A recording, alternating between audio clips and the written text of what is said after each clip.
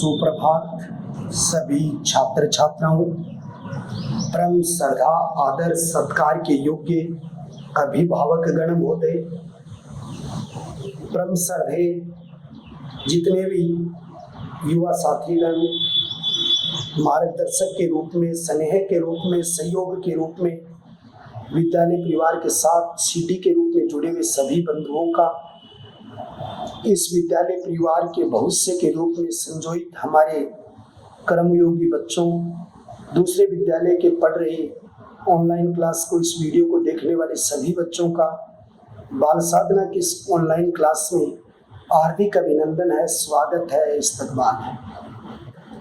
मेरे संस्था प्रधान की ओर से, मेरे परम पूज्य निर्देशक महोदय की ओर से, बाल साधना विद्यालय परिवार की कर्मयोगी शैक्षणिक और गैर शैक्षणिक टीम की ओर से इस वैश्विक महामारी में आपके परिवार की स्वस्थता, सुरक्षा की कामना करते हुए मैं आपके सामने एक टॉपिक लेकर उपस्थित हुआ हूँ। आज अगस्त का महीना बहुत बड़ा रीड बिंदु चलना चाहिए था, लेकिन इस महामारी के चलते हम आपको नहीं करवा पाए। आज 13वें अध्याय का सेकंड लास्ट टॉपिक शुरू हो रहा है, वायु परिवहन, और अंतिम टॉपिक होगा संचार। तो वायु परिवहन, जिस तरीके से हमने सड़क परिवहन का स्वरूप पढ़ा था, उसी तरीके से आज एक नया टॉपिक है वायु परिवहन। भारतवर्ष में नहीं, विश्व की बात से हम स्टार्ट होंगे। विश्व का पहला हवाई जहाज किसने बनाया और किसने शुरू किया? विश्व का पहला जो हवाई जहाज है, वो हवाई जहाज 17 दिसंबर 1903 को बनाया गया। कब बनाया गया? 17 दिसंबर 1903। 17 दिसंबर 1903 को बनाया गया था, और वो किसके द्वारा बनाया गया था? राइट बंधुओं के द्वारा बनाया गया था। और ये संसार की प्रथम विमान सेवा थी। तो सबसे महत्वपूर्ण बात यह आ गई कि संसार की प्रथम विमान सेवा थी, वो कौन सी थी? तो संसार की प्रथम विमान सेवा 17 दिसंबर 1903 को शुरू हुई। अमेरिका के दो भाई थे, राइट के नाम से प्रसिद्ध थे, उन्होंने इसको शुरुआत की थी। लेकिन अगर भारत की बात की जाए तो भारत में प्रथम वायु जो उड़ान जो शुरुआत हुई थी, वो प्रथम वायु परिवहन व्यवस्था की शुरुआत डाक के क्षेत्र में हुई थी। और ये कहाँ से हुई थी?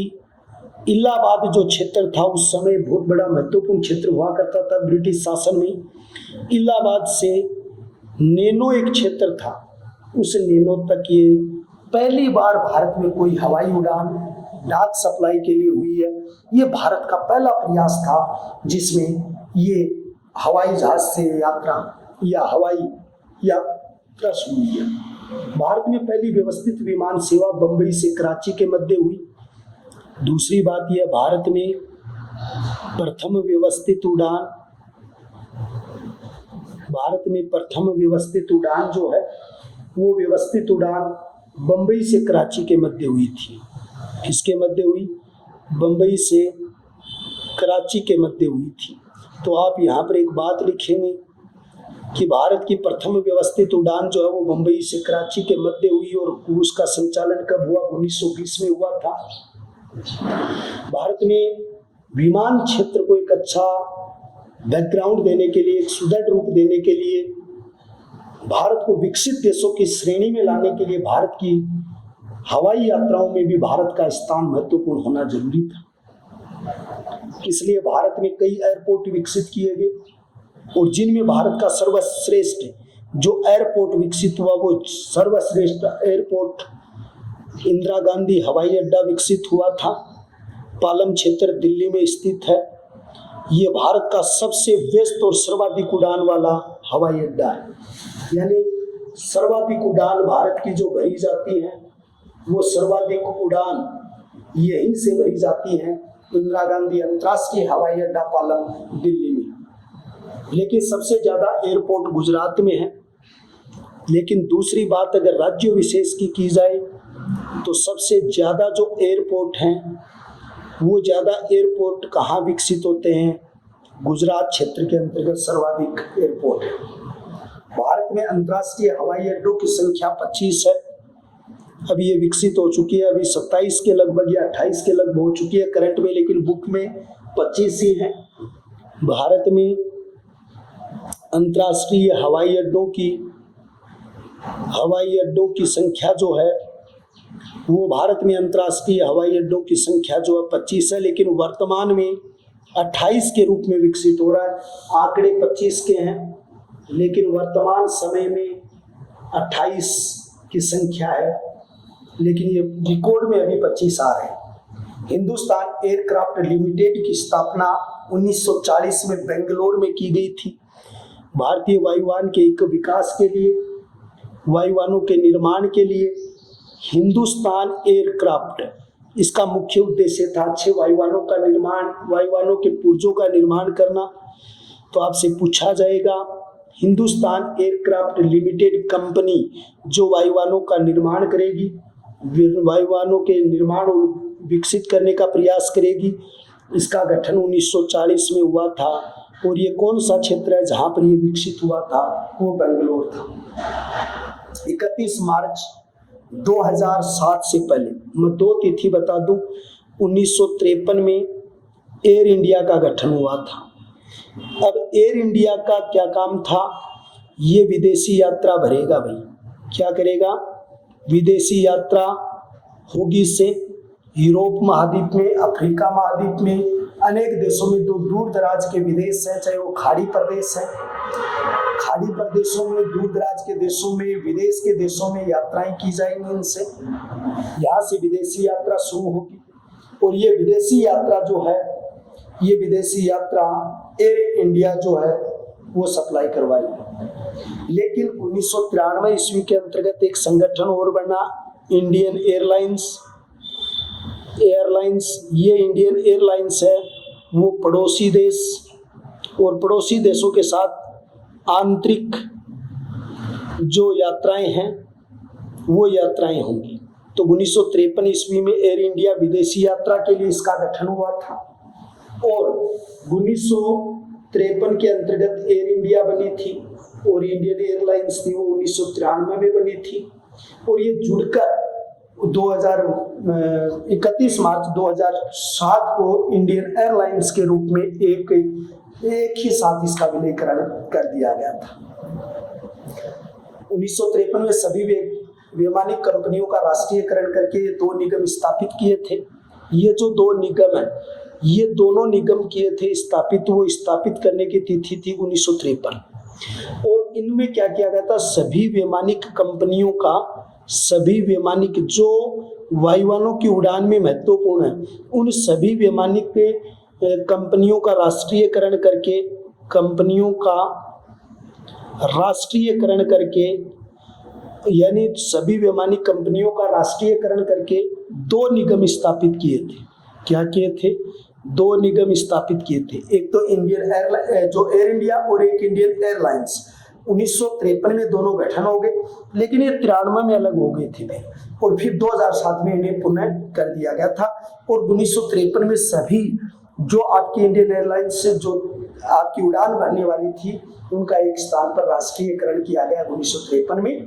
और 1953 के बाद जो हुआ था वो 1953 के बाद 1993 और 2007 में ये दोनों। लेकिन इंडियन एयरलाइंस है वो अंतर्देशीय, यानी इंडियन एयरलाइंस जो आएगी वो अंतर्देशीय और पड़ोसी देश, जैसे भारत में श्रीलंका है, बांग्लादेश है, मालदीव है, भूटान है, ये जो क्षेत्र है, इन सभी क्षेत्रों में इसके द्वारा हवाई यात्राएं की जाएंगी। और एयर इंडिया जो है वो अंतर्राष्ट्रीय उड़ानों का दायित्व होगा, यानी ये जो अंतर्राष्ट्रीय उड़ान है, जैसे खाड़ी प्रदेश है, सऊदी अरब है, कुवैत है, मस्कत है, बहरीन है, दुबई है, उसके अलावा जैसे आपके यूरोप महाद्वीप के देश है, रूस है, अमेरिका है, ब्रिटेन है, जापान, जो भी देश आपके आते हैं वहाँ एयर इंडिया जाएगी।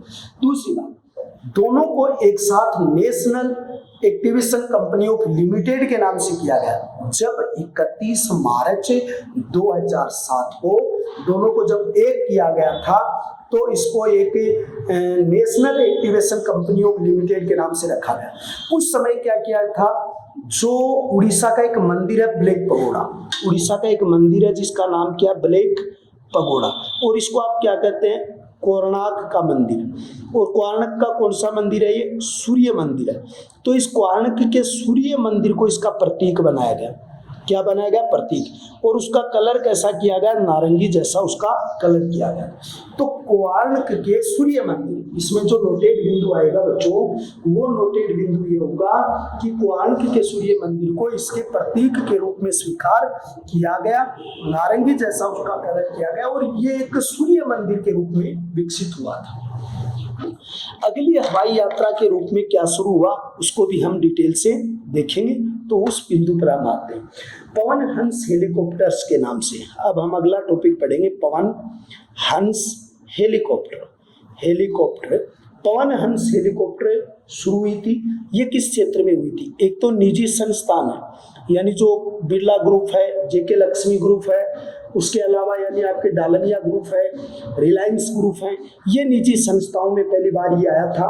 और पड़ोसी देशों की सेवाओं का दायित्व है, यानी पवन हंस का काम क्या होगा? पड़ोसी देशों की सेवा का दायित्व है। ये दो दायित्व उसको दिए गए थे, एक तो निजी संस्थाएं और राज्य सरकारों को हेलीकॉप्टर सेवा दी गई, निजी संस्था प्लस राज्य सरकार। एक तो छोटे मोटे काम हेलीकॉप्टर से पड़ोसी देशों में, और एक भारत की सीमाओं के अंतर्गत होता था। ये किसमें होता था? भारत की सीमाओं के अंतर्गत आता था। तो पवन हंस हेलीकॉप्टर सुविधा शुरू हुई थी, और पवन हंस हेलीकॉप्टर सुविधा जो शुरू हुई वो 1985 में हुई थी। इसको पहली बार निजी संस्थाओं राज्य सरकार में लाया गया था। इसके पड़ोसी देश जो नजदीक है उनमें, और यह भारत की राज्य की सीमाओं के अंतर्गत इनसे यात्रा हुआ करती थी। दूसरी बात, यहाँ से एक बात आती है, ग्रीनफील्ड हवाई अड्डा। दूसरा ग्रीनफील्ड हवाई अड्डा आता है। ये ग्रीनफील्ड हवाई आधुनिक सुविधाओं से संपन्न।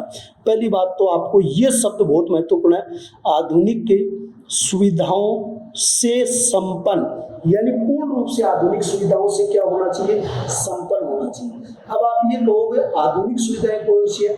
जितनी भी आपकी सुविधाएं आवागमन से संबंधित हैं, आधुनिक समय की टेक्नोलॉजी जो आपकी है, सुविधाएं जो है, वो उनसे आता है। तो आधुनिक सुविधाओं से संपन्न होना चाहिए।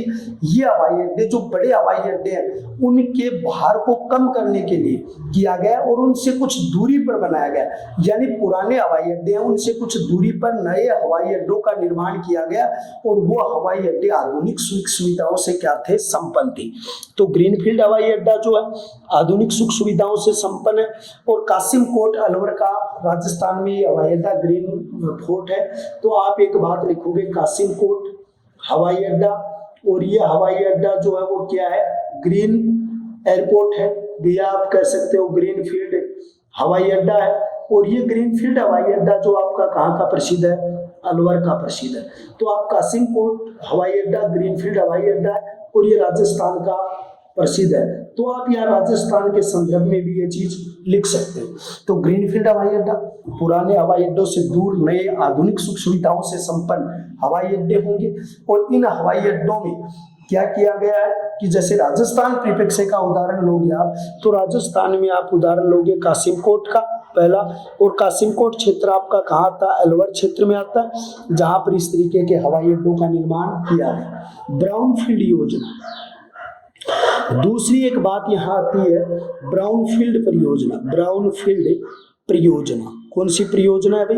ब्राउनफील्ड परियोजना। ब्राउनफील्ड परियोजना के अंतर्गत वायुयान व्यवस्था में सुधार और सुचारू करने के लिए, यानी हमारी वायुयान जो सुविधा है, तो वायु उड़ान में सुधार करना, वायु उड़ान में क्या करना? सुधार करना। और सुधार के साथ साथ यहाँ पर सुचारू करने के लिए प्रयास किया गया कि सुचारू रूप से सही समय पर हो, गंतव्यता हो, सही टेक्नोलॉजी हो, सही तकनीकी हो, आधुनिक सुख सुविधाएं संपन्न हो। ये ब्राउनफील्ड परियोजना के अंतर्गत किया गया था। तो ब्राउनफील्ड योजना। उसके बाद है वायुदूत नायक निगम। दूसरी जो है वायुदूत नायक निगम, वायुदूत नायक निगम के रूप में स्थापित किया गया था। वायुदूत नायक निगम में ये जो व्यवस्था स्थापित की गई वो कब आई? 1981 में। ये किसके लिए था? घरेलू उड़ान के लिए था, या घरेलू उड़ान भरने के लिए जो था वो वायुदूत निगम की स्थापना 1921 में की गई थी। यानी इसमें घरेलू उड़ान भरने के लिए आप इस शब्द का प्रयोग कर सकते हैं। वायु परिवहन में वृद्धि के कारण, अब आज वायु परिवहन बढ़ रहा है, वायु परिवहन का मुख्य कारण क्या है? पहली बात तो है ऊंचे पर्वत, और वहां से हर रास्तों से रेल या स्थल परिवहन संभव नहीं। दूसरा, मरुस्थलीय क्षेत्रों में भी ऐसा संभव नहीं। घने जंगल जो हैं उस जंगल में भी ज्यादा होता है। दूसरी, समुद्री रास्तों में वक्त ज्यादा लगता है। आप एक बात कह सकते हो, इसमें समय की बचत होती है। एक बात तो सबसे है, समय की बचत, और तुरंत गति से आप यात्रा कर सकते हो। तो आप इसके अंतर्गत एक बात ये भी लिख सकते हो, समय की बचत होती है और कार्य में तीव्रता आती है। तो आप इस बात के लिए कह सकते हैं कि वायु परिवहन में वृद्धि के कारण है वो ऊंचे पर्वत, मरुस्थलीय क्षेत्र हैं, घने जंगल बने हुए, और इन ऊंचे पर्वत में, मरुस्थल में, घने जंगल के अंतर्गत, समुद्री रास्तों के अंतर्गत जो सुगमता से पार कर सकता है वायु परिवहन, और इसमें समय की बचत होती है और तीव्र गति से यात्रा एक दूसरे स्थानों पर होती है, जिससे क्या होती है कि समय की भी अच्छी बचत होती है, काम जल्दी होते हैं और विकास की गति बढ़ती है। अंतर्राष्ट्रीय विमानपत्तन, जवाहरलाल नेहरू विमानपत्तन सांताकुंज हवाई अड्डा जो मुंबई में है। अगर भारत के प्रतिष्ठित अंतर्राष्ट्रीय हवाई अड्डे कौन से, तो इन अंतर्राष्ट्रीय हवाई अड्डों के अंतर्गत जो पहला जो आता है वो जवाहरलाल नेहरू, क्योंकि इंदिरा गांधी पालमपुर वाला मैंने बता दिया, और ये इसका जो नाम पुराना क्या था, सांताकुंज हवाई अड्डा था। वर्तमान नाम इसका क्या है, पंडित जवाहरलाल नेहरू हवाई अड्डा, पुराना नाम सांताकुंज हवाई अड्डा। और ये कहाँ का प्रसिद्ध है, मुंबई का बहुत ही प्रतिष्ठित हवाई अड्डा है, जहाँ पर इसके रूप में विकास देखने को मिलता है। सुभाष चंद्र बोस दमदम हवाई अड्डा कोलकाता का है। दूसरा हवाई अड्डा जो आपका कहाँ का विकसित हुआ, तो आप इसको क्या लिखोगे, सुभाष चंद्र बोस हवाई अड्डा। और सुभाष चंद्र बोस हवाई अड्डा जो कहाँ का प्रसिद्ध है, दमदम हवाई अड्डा। और दमदम हवाई अड्डा वो कहाँ का प्रसिद्ध है, कोलकाता का प्रसिद्ध है। तो यानी सुभाष चंद्र बोस हवाई अड्डा दमदम क्षेत्र, और ये हवाई अड्डा आपका कोलकाता का प्रसिद्ध है। इंदिरा गांधी अंतर्राष्ट्रीय हवाई अड्डा पालम नई दिल्ली, ये मैंने अभी बताया था। तो सुभाष चंद्र बोस दमदम कोलकाता में है, पंडित जवाहरलाल नेहरू सांताकुंज मुंबई के अंतर्गत है, इंदिरा गांधी पालम नई दिल्ली में, मीनाकम चेन्नई के अंतर्गत है। अगला हवाई अड्डा कौन सा है, मीनाम्बक हवाई अड्डा चेन्नई क्षेत्र का बहुत प्रसिद्ध है। उसके बाद अलावा तिरुवनंतपुरम, अगला हवाई अड्डा जो आपका आता है तिरुवनंतपुरम, तो तला तिरुवनंतपुरम में है और मीनाकम चेन्नई के अंतर्गत है। तो तला हवाई अड्डा तिरुवनंतपुरम में और मीनाकम जो है वो चेन्नई में। बेंगलोर, हैदराबाद, अहमदाबाद, नागपुर, कोयम्बतूर, नागपुर, पुणे, जबलपुर, लखनऊ, श्रीनगर, गोवा, अमृतसर, गुवाहाटी क्षेत्र में भी इनके अनेक हवाई अड्डे विकसित किए। दोबारा धीरे धीरे बोलो, बेंगलोर क्षेत्र में अंतर्राष्ट्रीय हवाई अड्डा, हैदराबाद मूसी नदी के किनारे बसा हुआ, यहाँ पर भी हवाई अड्डा है। अहमदाबाद गुजरात हवाई अड्डा है। नागपुर महाराष्ट्र हवाई अड्डा है। कोयम्बतूर तमिलनाडु हवाई अड्डा है। नागपुर पुणे क्षेत्र में भी हवाई अड्डा है। जयपुर सांगानेर अंतर्राष्ट्रीय हवाई अड्डा, लखनऊ उत्तर प्रदेश अंतर्राष्ट्रीय हवाई अड्डा, श्रीनगर अंतर्राष्ट्रीय हवाई अड्डा, गोवा अंतर्राष्ट्रीय हवाई अड्डा, अमृतसर पंजाब अंतर्राष्ट्रीय हवाई अड्डा, गुवाहाटी निंदुम्बरी अंतर्राष्ट्रीय हवाई अड्डे हैं जहां पर अंतर्राष्ट्रीय विमान भरी जाती है। अंतर्राष्ट्रीय विमान के रूप में यहाँ से देखने को विकास देखा जा सकता है। लेकिन अब अंतर्राष्ट्रीय विमान के बाद में एक ऐसे जगह आती है जहां पर अंतर्राष्ट्रीय क्षेत्र के अंतर्गत प्रधान श्रेणी के विमान में पतन है। ये प्रधान श्रेणी के कौन से विमान पतन होते हैं, जहां अंतर्राष्ट्रीय विमानों के लिए सुगमता देखी जा सकती है, अच्छी विकास गति देखी जा सकती है, वो प्रधान श्रेणी के विमान पतन होते हैं जहां पर सभी तरीके के विमान उड़ान भरते हैं। सभी तरीके के विदेशी व स्वदेशी उड़ान भरते हैं। यानी इसके अंतर्गत आपको ये लिखना पड़ेगा, प्रधान श्रेणी के वायुयान वो होते हैं जहाँ पर सभी तरीके के विमान, चाहे वो विदेशी हो चाहे वो स्वदेशी हो, तो सभी तरीके की उड़ानें वहाँ से भरी जाती हैं, उसको विमान प्रधान श्रेणी के विमान कहते हैं।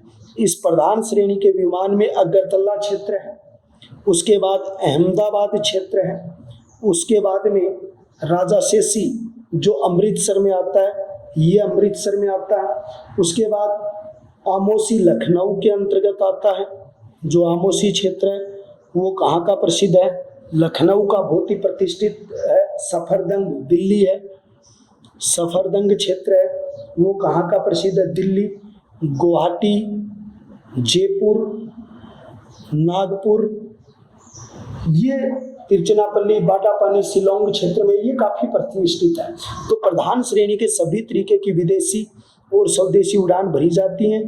त्रिपुरा क्षेत्र में अगरतला है, वो कहाँ पर है? त्रिपुरा में है। अहमदाबाद है जो कहाँ है? गुजरात में है। राजाशेसी है वो अमृतसर में है। अमोसी है वो लखनऊ में है। सफरदंग है दिल्ली में है। गुवाहाटी असम में है।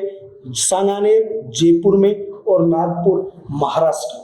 उसके अलावा बाडापानी शिलोंग क्षेत्र का भी बहुत ही प्रतिष्ठित हवाई अड्डा है जिसको बाडापानी क्षेत्र कहते हैं। शिलोंग जो क्षेत्र में है वहाँ पर यह हवाई अड्डा स्थित है। देश में 38 मध्यम श्रेणी के और 28 छोटी श्रेणी के विमान पतन है। अगर आज संपूर्ण देश की बात की जाए तो संपूर्ण देश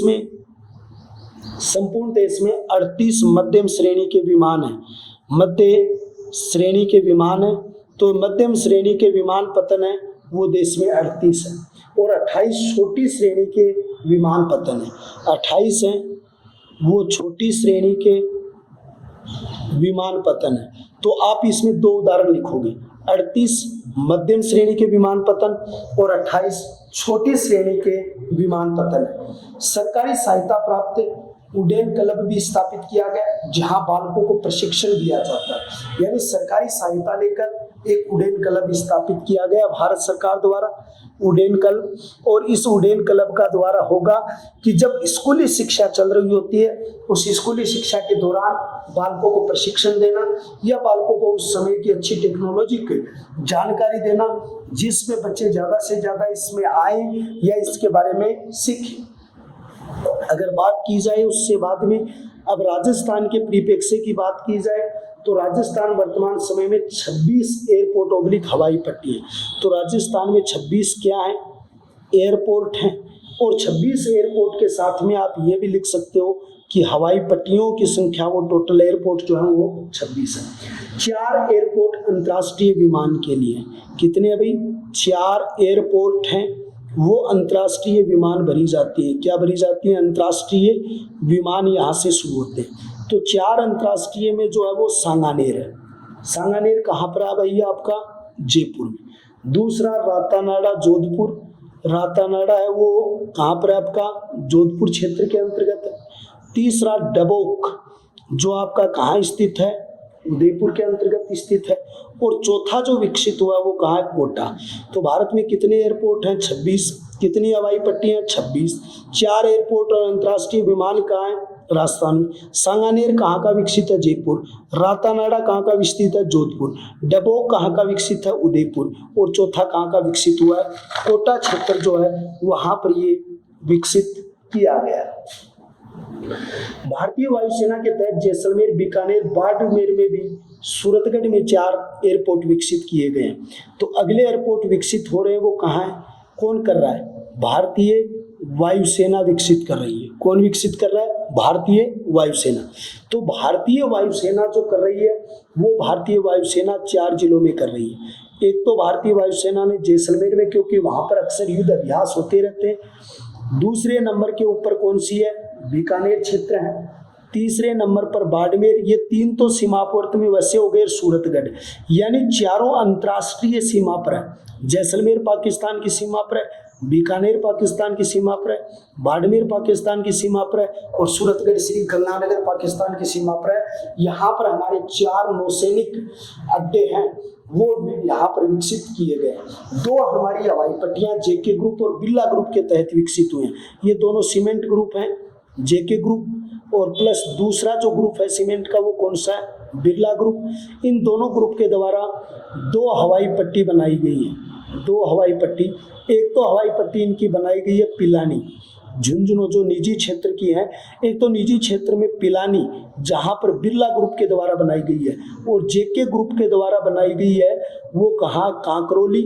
और कांकरोली किस डिस्ट्रिक्ट का हिस्सा है, राजसमंद का हिस्सा है। कांकरोली किसका हिस्सा है, राजसमंद का हिस्सा है। तो भारतीय वायुसेना ने 4 सीमावर्ती बनाए और 2 निजी क्षेत्र के अंतर्गत जेके ग्रुप और बिरला ग्रुप के तहत कांकरोली, राजसमंद और पिलानी, झुंझुनू में स्थापित किए गए। 16 हवाई पट्टी राज्य सरकार के तहत है। जैसलमेर में राजस्थान का 5वां सिविल एयरपोर्ट बनाया गया है। 16 हवाई पट्टी जो हमारी हैं वो 16, अब 26 हैं टोटल।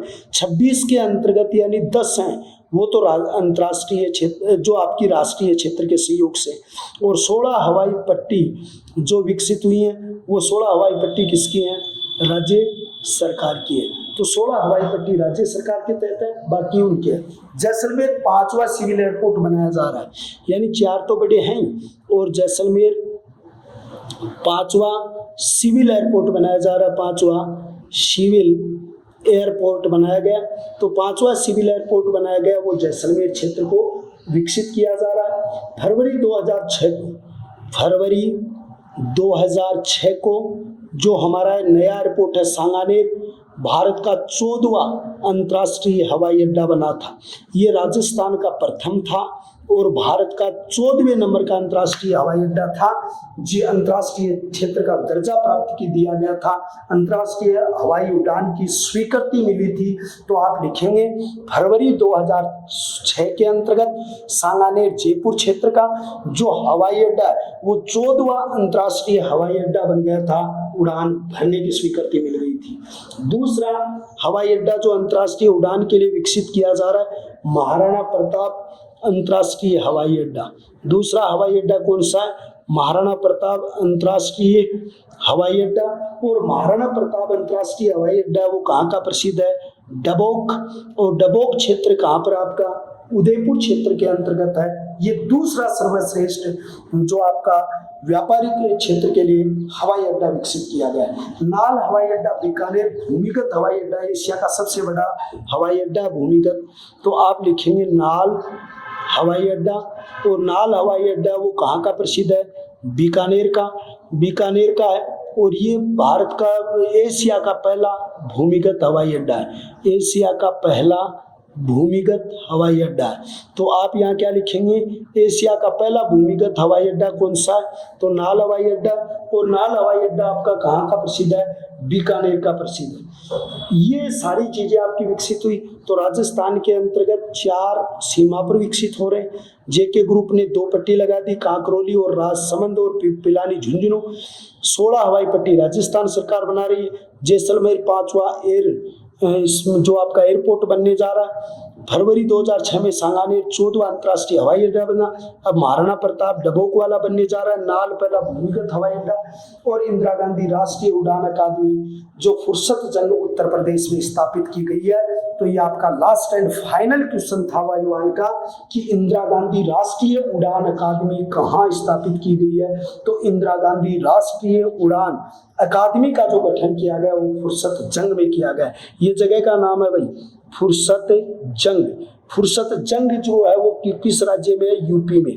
तो फुर्सतजंग के अंतर्गत क्या स्थापित किया गया है, इंदिरा गांधी राष्ट्रीय उड़ान अकादमी। इंदिरा गांधी राष्ट्रीय उड़ान अकादमी, ये इंदिरा गांधी राष्ट्रीय उड़ान अकादमी है वो फुर्सतजंग में है और यूपी में स्थापित की गई है। तो इस तरीके से आपके आने वाले कंपटीशन में और व्यवहारिक रूप से जो आपके माध्यमिक शिक्षा बोर्ड में जो एग्जाम आयोजित की जाती है उसमें आपसे पूछा जा सकता है। आप अच्छे तरीके से पढ़िए, ध्यान से पढ़िए, लगन से पढ़िए।